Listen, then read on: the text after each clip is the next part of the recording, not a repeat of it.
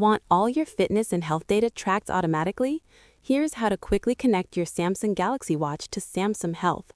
Step 1. First, install the Samsung Health app on your phone from the App Store if it isn't already installed.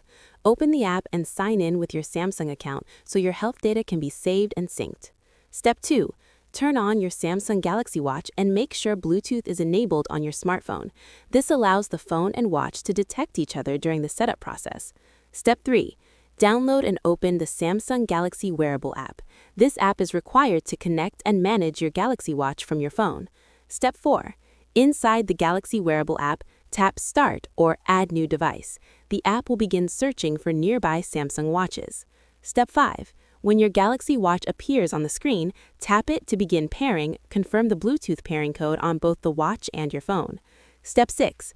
After pairing, sign in with your Samsung account if prompted.